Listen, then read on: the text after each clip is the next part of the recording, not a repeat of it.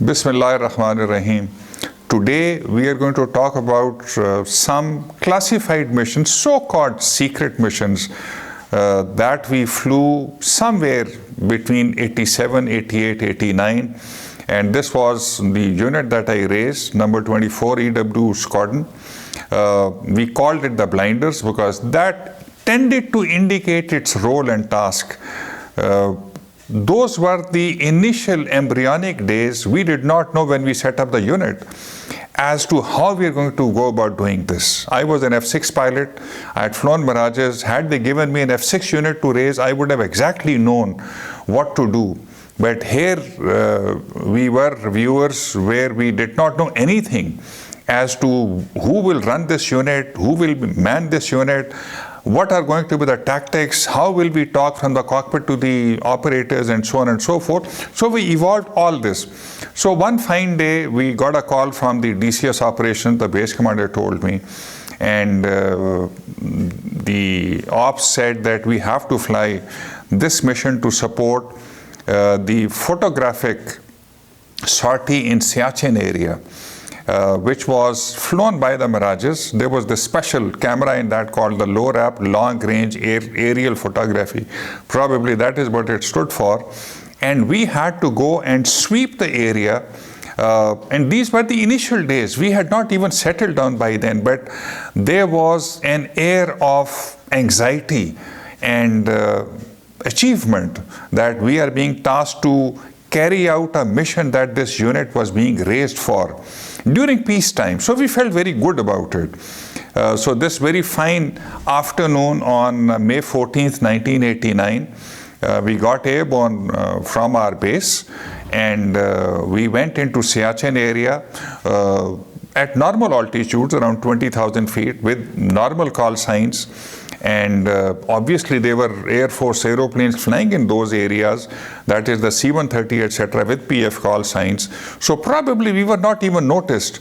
But our task was to sweep the entire area, make sure there are no adversaries, and the line of control which ran from somewhere Kargil area right up to Siachen, Bellafondla, and so on and so forth. That is where the Mirage was supposed to pull up all the way to high altitude around, I believe, 35,000 feet plus minus, or 40,000 feet, and get at the correct angle, correct perspective, and expose the film.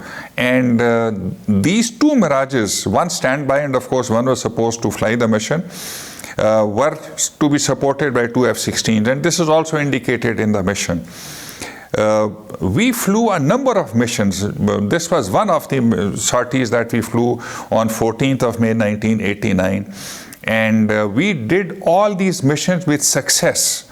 And that is why we named ourselves, this unit's mission and task, as first to fly in and last to fly out. People made a lot of fun of all these missions when we talked about this was a very small unit, and where was it being formed?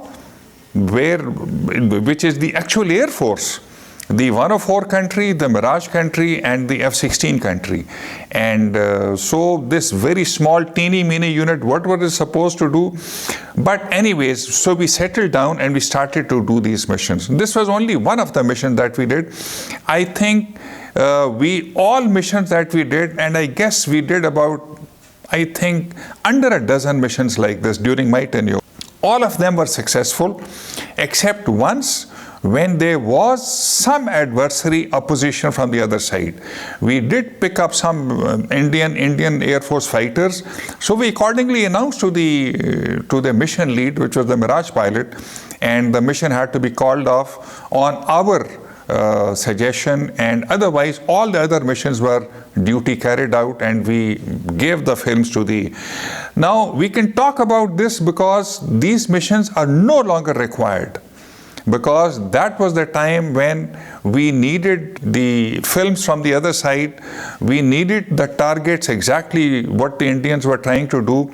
Today, Google Earth and the maps, the normal Google Earth gives us good resolution. When we pay the money for it, I think it becomes even better. So I think likewise the Indians were probably flying similar equipment on the Jaguar and earlier on in the Canberras. and they probably also have discontinued flying these missions. So we also now are depending on many other techniques to get information. Our job was only electronic intelligence, to detect as to what kind of activity was there across the border, and I think we did it with a lot of success.